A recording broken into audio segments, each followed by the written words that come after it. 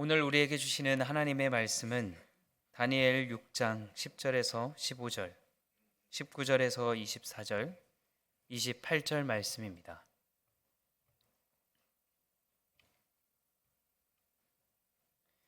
이제 제가 하나님의 말씀을 봉독하겠습니다. 다니엘이 이 조서에 왕의 도장이 찍힌 것을 알고도 자기 집에 돌아가서는 윗방에 올라가 예루살렘으로 향한 창문을 열고 전에 하던 대로 하루 3번씩 무릎을 꿇고 기도하며 그의 하나님께 감사하였더라.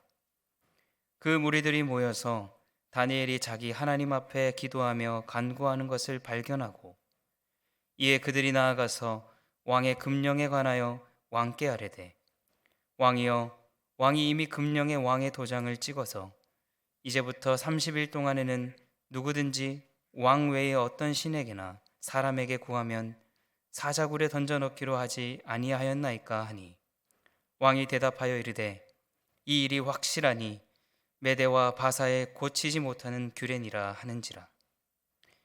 그들이 왕 앞에서 말하여 이르되, 왕이여, 사로잡혀 온 유다 자손 중에 다니엘이 왕과 왕의 도장이 찍힌 금령을 존중하지 아니하고 하루 3번씩 기도하나이다 하니, 왕이 이 말을 듣고 그로 말미암아 심히 근심하여 다니엘을 구원하려고 마음을 쓰며 그를 건져내려고 힘을 다하다가 해가 질 때에 이르렀더라. 그 무리들이 또 모여 왕에게로 나아와서 왕께 말하되, 왕이여, 메대와 바사의 규례를 아시거니와 왕께서 세우신 금령과 법도는 고치지 못할 것이니이다 하니, 이튿날에 왕이 새벽에 일어나 급히 사자굴로 가서 다니엘이 든 굴에 가까이 이르러 슬피 소리질러 다니엘에게 묻되, 살아계시는 하나님의 종 다니엘아, 내가 항상 하나님 섬기는 내 하나님이 사자들에게서 능히 너를 구원하셨느냐 하니라. 다니엘이 왕에게 아뢰되, 왕이여, 원하건대 왕은 만수무강하옵소서. 나의 하나님이 이미 그의 천사를 보내어 사자들의 입을 봉하셨으므로 사자들이 나를 상해하지 못하였사오니, 이는 나의 무죄함이 그 앞에 명백함이 오며, 또 왕이여, 나는 왕에게도 해를 끼치지 아니하였나이다 하니라. 왕이 심히 기뻐서 명하여 다니엘을 굴에서 올리라 하매, 그들이 다니엘을 굴에서 올린즉 그의 몸이 조금도 상하지 아니하였으니 이는 그가 자기의 하나님을 믿음이었더라. 왕이 말하여 다니엘을 참수한 사람들을 끌어오게 하고 그들을 그들의 처자들과 함께 사자굴에 던져넣게 하였더니, 그들이 굴 바닥에 닿기도 전에 사자들이 곧 그들을 움켜서 그 뼈까지도 부서뜨렸더라. 이 다니엘이 다리오 왕의 시대와 바사 사람 고레스 왕의 시대에 형통하였더라. 아멘. 우리 인생의 안타까운 진실 중 하나는 사람은 살아온 대로 살아가기 마련이라는 것입니다. 여러분 한번 잘 생각해 보시고 주위도 한번 둘러보십시오. 사람은 살아온 대로 살아갑니다.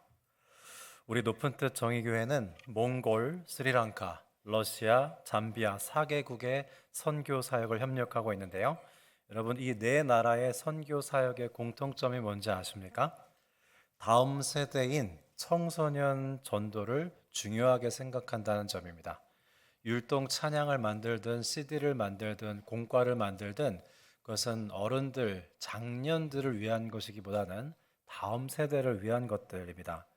그래서 저는 선교사님들을 만날 때마다 질문을 하곤 했는데요. 선교사님, 어른들 선교보다는 청소년 전도에 집중하는 이유는 무엇입니까?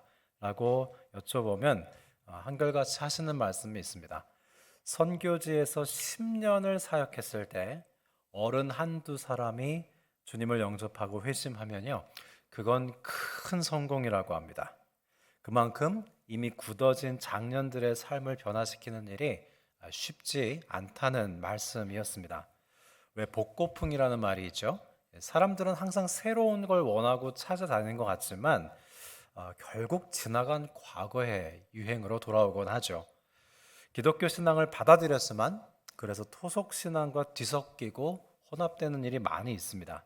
그렇게 사람은 살아온 대로 살아가는 경향이 있기 때문에 모든 인간은 구원이 필요한 존재라고 할 수 있습니다. 언젠가 신앙의 회의에 빠진 친구 하나가 저에게 연락을 준 일이 있는데요. 시간이 갈수록 그런 전화가 저한테 많이 오는 것 같습니다. 좀 어려운 시대를 살다 보니까 신앙의 회의가 들지만 자신들의 담당 목사한테 전화를 할 수는 없고 옛날 친구였던 목사가 된 친구한테 저한테 전화를 해서 하소연하는 일들이 생각보다 많이 있는데요. 그는 자신이 어떤 불행한 일을 당했는데 하나님께서 도와주시지 않았다고 대단히 속상해 했습니다. 그리고는 과연 하나님이 살아계시는 게 맞냐고 저에게 하소연하더니 결국 앞으로 교회를 나가지 않겠다는 겁니다.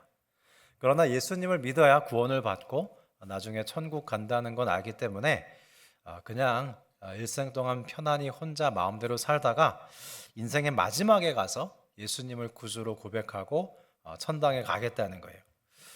저는 그 친구의 말을 그냥 이성적으로 듣진 않았습니다. 너무 아파서 지르는 비명처럼 그냥 다 들어줬는데 계속 반복되다 보니까 저도 한마디 권면을 하게 됐습니다.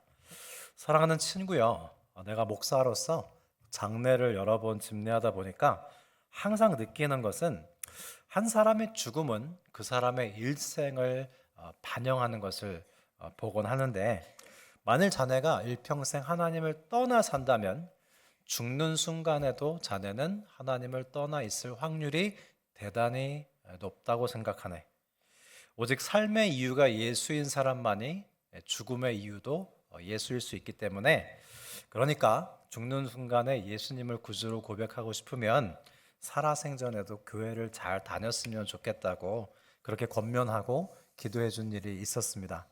사랑하는 성도 여러분, 사람은 살아온 대로 살아갈 뿐만 아니라 살아온 모습대로 죽음을 맞이하게 됩니다. 그러면 여러분, 우리가 인생을 살아온 대로 살아가는 타성에서 벗어나려면 어떻게 해야 될까요? 여러분, 물살이 빠른 강을 건널 때 급류에 휘말리지 않고 건너는 방법을 혹시 아십니까? 강가에 있는 무거운 돌덩어리 하나를 들고 건너면 물살에 휩쓸리지 않고 건널 수 있습니다. 다니엘과 세 친구들은 바벨론에 잡혀가서 포로로 살면서 바벨론에 동화되지 않기 위해서 어떻게 했죠? 바벨론의 시류에 휩쓸리지 않기 위해서 무거운 돌 하나를 취하듯 그들은 뜻을 세웠습니다. 어제가 입춘이었는데요. 지난주는 너무 추웠죠. 한겨울인가 싶었는데 벌써 봄 소식이 들려옵니다. 우리가 새해 들어서 매주일 다니엘 말씀을 들으면서 다니엘과 새 친구들처럼 새해 새 뜻을 세우기로 했죠. 우리에게 여러 번 기회가 있었습니다. 신정 때 한 번, 구정 때 한 번, 이제 입춘 때 이르러 다시 한번 내가 얼마큼 새해 새 뜻을 세웠는가 한번 보실까요? 오늘 다니엘 6장은 전반부 마지막 장입니다. 다니엘은 1장부터 6장 전반부, 7장부터 12장이 후반부인데요. 6장이 전반부 마지막 장으로서의 일종의 결론이에요. 1장부터 6장까지 다니엘과 세 친구들이 어떤 뜻을 세웠는지 다시 한번 정리해 보시면서 내가 이 뜻은 나도 세울 수 있겠다. 한번 결단해 보시기 바랍니다. 다니엘과 세 친구들은 어떤 뜻을 세웠죠? 다니엘 1장에서 그들은 바벨론 왕에게 충성하지 않고 하나님께만 충성하기 위해서 왕이 제공하는 음식을 거절했습니다. 우리도 다니엘과 새 친구들처럼 다른 어떤 것이 아닌 하나님께서 공급하시는 힘으로 살기로 뜻을 세워보면 어떨까요? 다니엘 2장에서 느부갓네살 왕이 바벨론 술사들이 꿈 해몽을 하지 못하자 그들을 모두 죽여버리겠다고 위협했습니다. 그때 다니엘과 새 친구들이 바벨론 지혜자들을 살려달라고 부탁도 하고 중보 기도를 했죠. 여러분, 다니엘과 새 친구들은 바벨론 술사들과 관원들에게 괴롭힘을 많이 당했습니다. 모함도 받았고 죽을 뻔도 했습니다. 그런데 다니엘과 새 친구들은요, 오히려 그들과 경쟁하고 보복하지 않고요, 오히려 그들을 위해서 중보 기도를 했습니다. 우리도 우리가 속한 세상과 직장에서 우리의 경쟁자들을 위해서 그리 좋아하지 않는 사람들을 위해서라도 중보 기도하는 뜻을 세우면 좋겠습니다. 다니엘 3장에서 사드락, 메삭, 아벳느고는 하나님이 구원해 주시든지 그리 아니하시든지 왕의 신상에 절하지 않기로 뜻을 세웠죠. 하나님께서 우리에게도 하나님을 우리의 삶의 이유요, 죽음의 이유로 삼는 그런 뜻을 세울 수 있도록 은혜 주시기를 기도합니다. 그 다음 다니엘 4장과 5장은 손바닥 양면과 같아서 이 4장, 5장을 함께 보아야 한다고 했죠. 4장에 등장하는 느부갓네살 왕과 5장에 등장하는 벨사살 왕의 공통점은 둘 다 교만했다는 점입니다. 한 가지 차이점이 있었는데요. 다니엘 4장의 느부갓네살 왕은 교만했지만 하나님이 치셔서 7년간 수광병에 걸리죠. 자신이 짐승이라고 생각하는 정신병에 걸려서 왕위에서 쫓겨나고 맙니다. 다행히도 이 느부갓네살 왕은 살아온 대로 살아가지 않고요.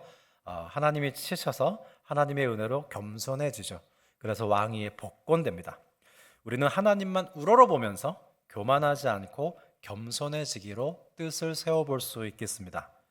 반면 다니엘 5장에서 벨사살 왕은 하나님을 인정하지 않고 마치 세상의 현실이 전부인 것처럼 교만하게 살다가 교만하게 죽습니다.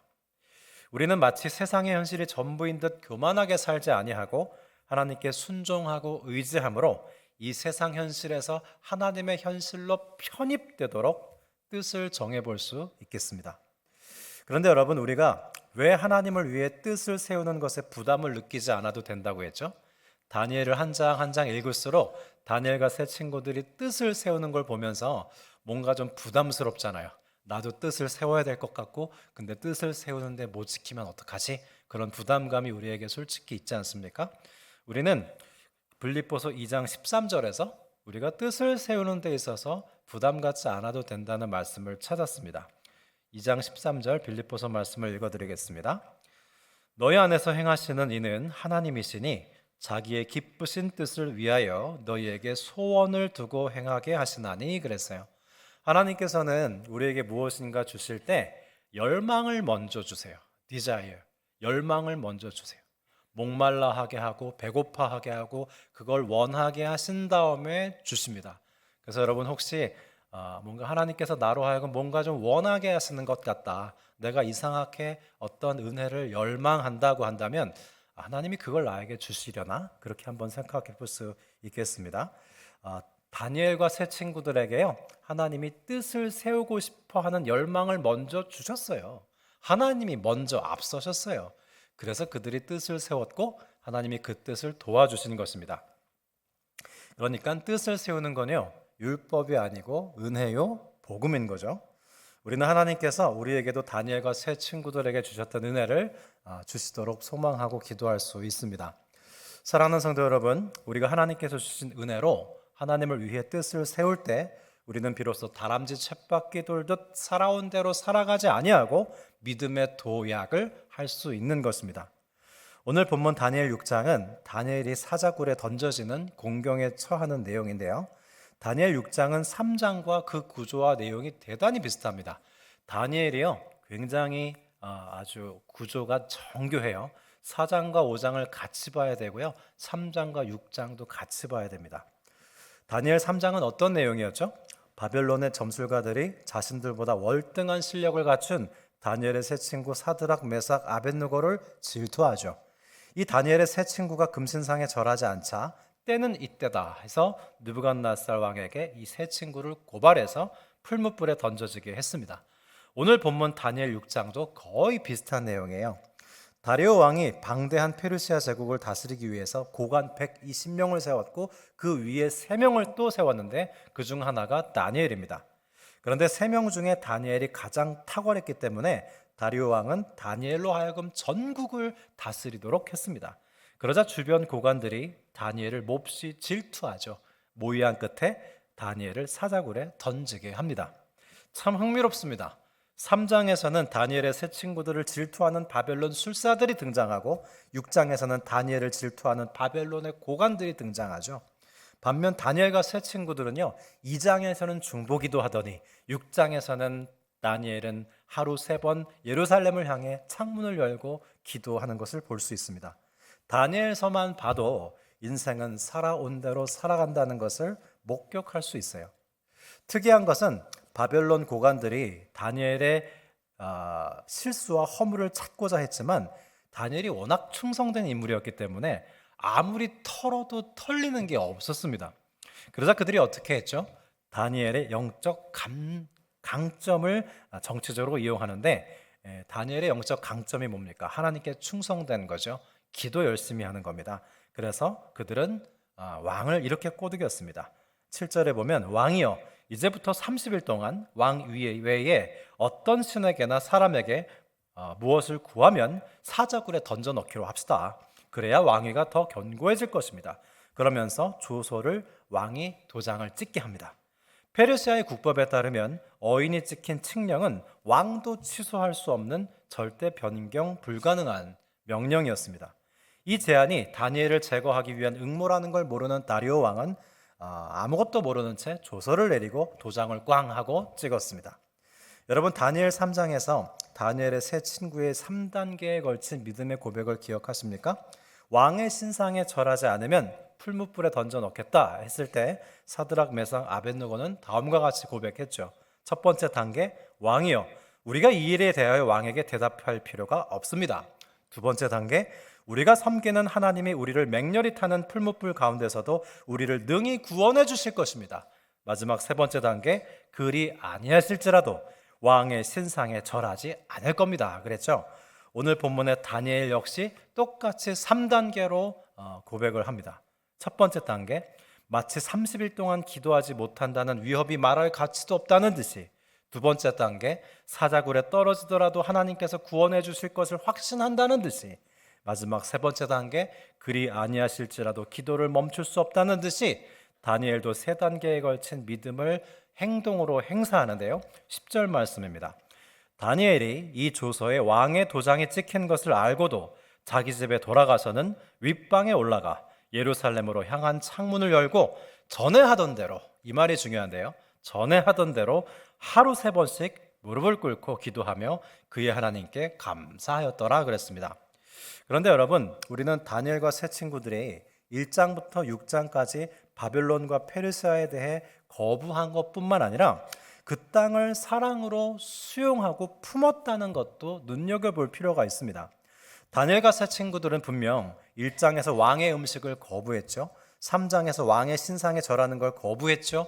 오늘 본문 6장에서는 기도를 금하는 금령에 복종하기를 거부했습니다. 완전히 안티들이죠.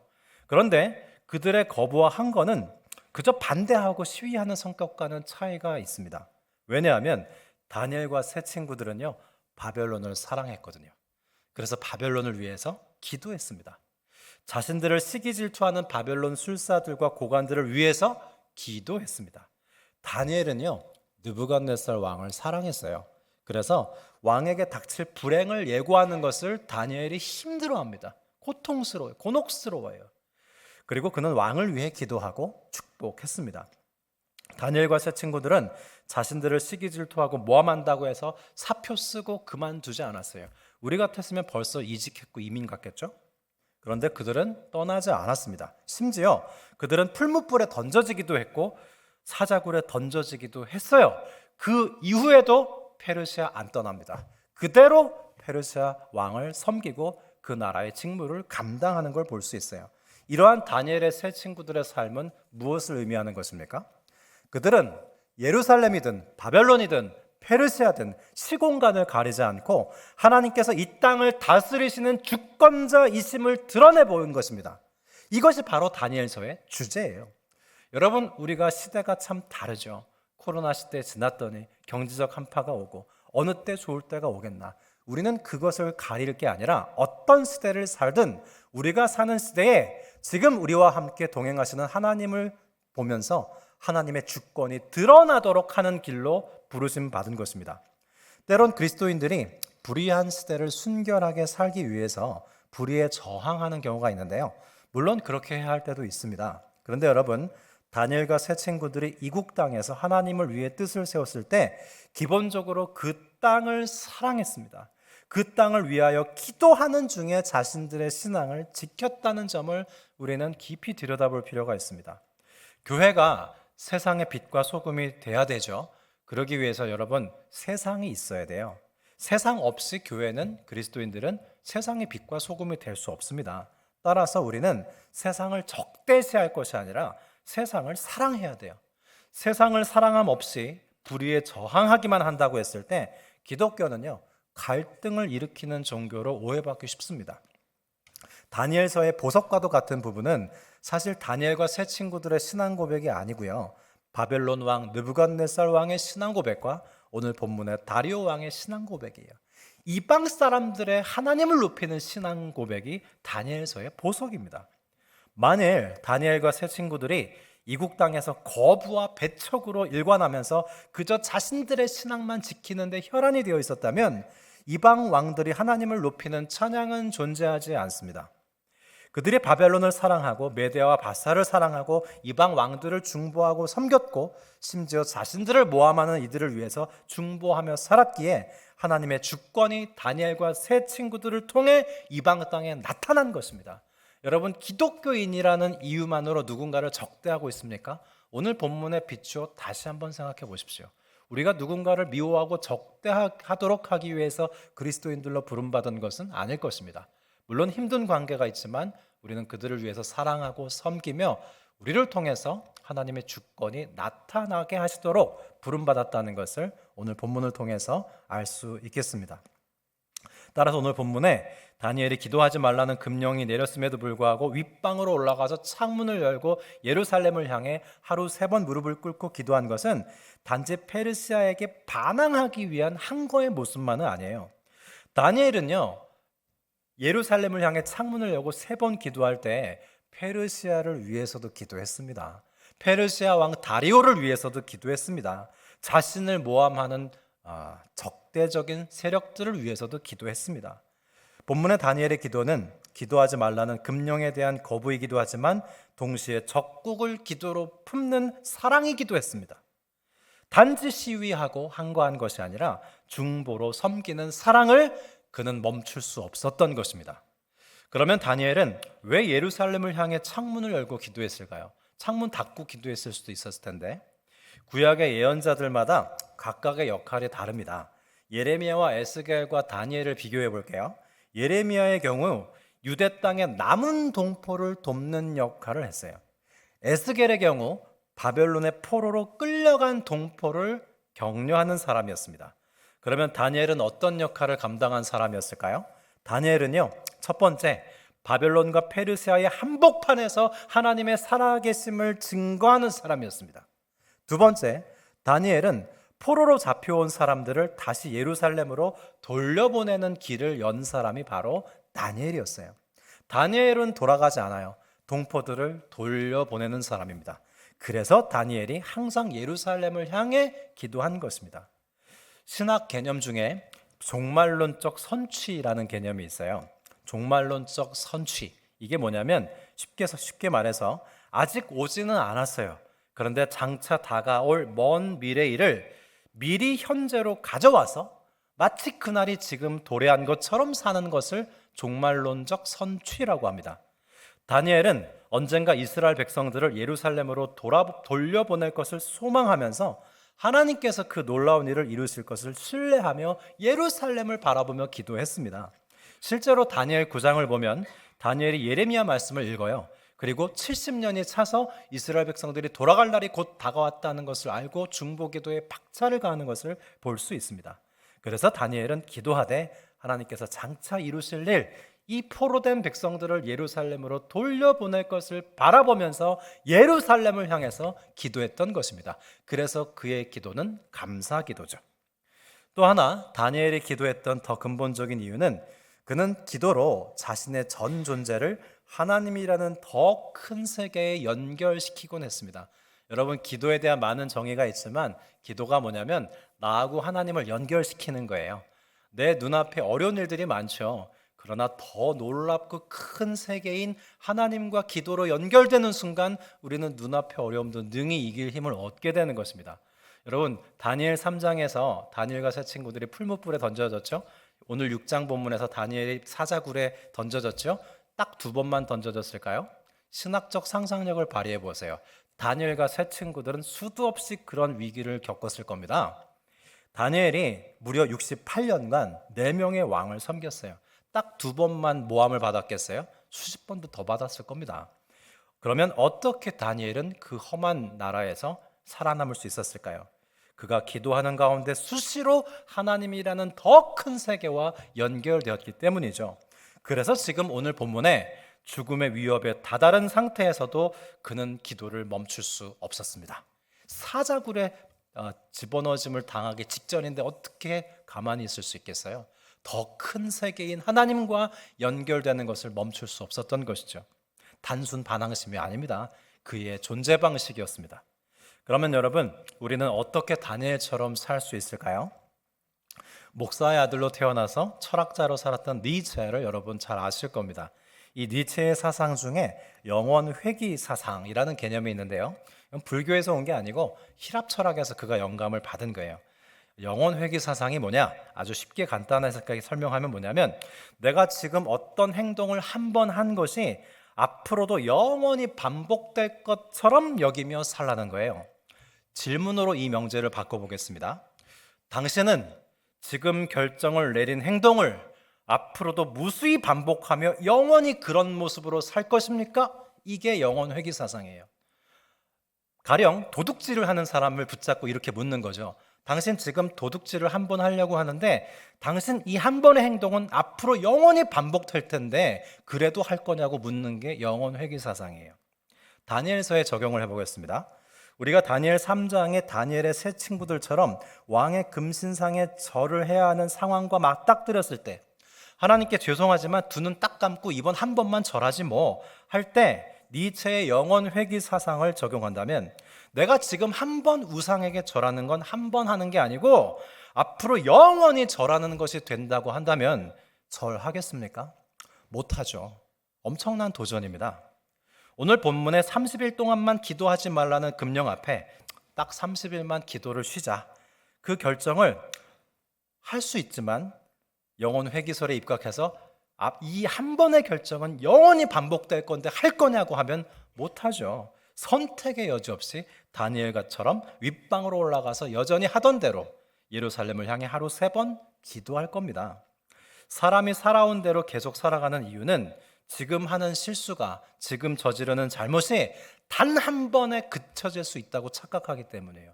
여러분, 지금 우리가 갖고 있는 좋지 않은 습관들 있죠. 야식이라든가 뭐 맛있는 건 왜 이렇게 다 몸에 안 좋아요? 막 그런 거 먹는 거. 근데 몸은 안 좋아요. 이번만 먹고 말아야지. 정말 한 번에 그쳐졌습니까?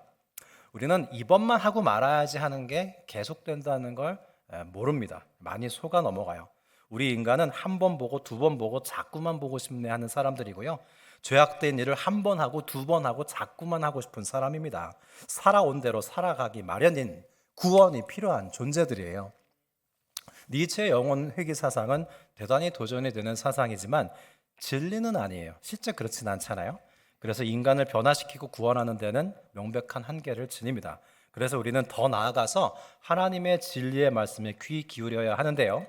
프레드릭 뷰크너라는 사람은 이렇게 말했어요. 하나님은 한쪽 발은 종말의 날에 딛고 계시고 또 다른 한쪽 발은 현재에 딛고 계신답니다. 그래서 우리가 지금 현재 나와 함께 하시는 하나님과 동행하면 그 현재는 현재로 끝나는 것이 아니라 종말에 정립된다는 것이죠. 다니엘과 세 친구들이 풀무불에 던져질 위험을 무릅쓰고 금신상에 절하지 않을 수 있었던 것은 지금 금신상에 절하지 않는 행동이 종말에 정립된다는 걸 알았기 때문입니다. 다니엘의 30일 동안 기도를 금하는 금령 가운데 사자굴에 던져지는 위협에도 불구하고 전에 하던 대로 계속 기도할 수 있었던 것 역시 지금 현재 나와 함께 하시는 하나님과 동행하는 것이, 지금 기도하는 것이 종말에 정립된다는 것을 믿었기 때문이에요. 다니엘서는 12장까지 있고 1장에서 6장이 전반부고 7장에서 12장이 후반부입니다. 다음 주부터 후반부를 볼 텐데요. 그런데 여러분, 다니엘서의 후반부는요, 전반부와 분위기가 완전히 달라져요. 하나님께서는 위기에 처한 성도들을 전반부에서 구해주신 것 같이 구해주시지 않습니다. 다니엘 11장에 보면 무고한 이스라엘 백성들이 처참하게 순교를 당합니다. 오늘 6장 보면 대단히 신났죠. 다니엘이 사자굴에 던져졌지만 사자들의 입이 봉해졌고 다니엘은 아주 말짱하게 나왔어요. 얼마나 좋습니까? 그런데요, 후반부엔 그런 일이 일어나지 않습니다. 다니엘 3장으로 표현하면 그들은 풀무불에 던져져서 기적적으로 구원을 얻는 것이 아니라 그대로 불타 죽습니다. 다니엘 3장 18절 그리 아니하실지라도라는 위대한 고백에도 불구하고 하나님은 웬일인지 그리 아니하십니다. 그들은 사자굴에 던져지지만 사자들의 입은 봉해지지 않았고 그저 사자들의 먹잇감이 됩니다. 그래서 혹자는 다니엘서를 이건 실패한 예언서다. 아니 이건 예언서가 아니라 그저 노래일 뿐이야. 시가서다라고 보는 학자들도 있습니다. 그러나 다니엘서가 오늘날 정경으로 분류되어 읽히는 이유는 하나님을 향한 믿음을 저버리지 않고 핍박받고 죽는 것이 끝이 아니기 때문입니다. 오늘 본문 다니엘 6장을 디모데후서 2장 10절에서 11절 말씀으로 풀어 읽어드리겠습니다. 메시지 성경입니다. 우리가 그분과 함께 죽으면 그분과 함께 살 것이고 우리가 그분과 함께 참고 견디면 그분과 함께 다스릴 것이고 우리가 그분을 부인하면 그분도 우리를 부인하실 것입니다. 우리는 그분을 버려도 그분께서 우리를 버리지 않으시리니 그분은 자신에게 불성실하실 수 없기 때문입니다. 성도 여러분, 다니엘서는 절대 실패한 예언서가 아닙니다. 다니엘서는 믿음을 지키고 구원을 얻든 믿음을 지키고 죽든 주와 함께 죽으면 주와 함께 살며 오늘 하루가 종말로 정립된다는 희망의 신학으로 우리를 초대하고 있습니다. 사랑하는 성도 여러분, 지금 여기 우리와 함께 하시는 하나님, 올해 표가 얼마나 좋은지 모릅니다. 묵상하면 할수록 참 좋다는 확신이 들고 하나님께서 주신 표라는 믿음이 생기는데요.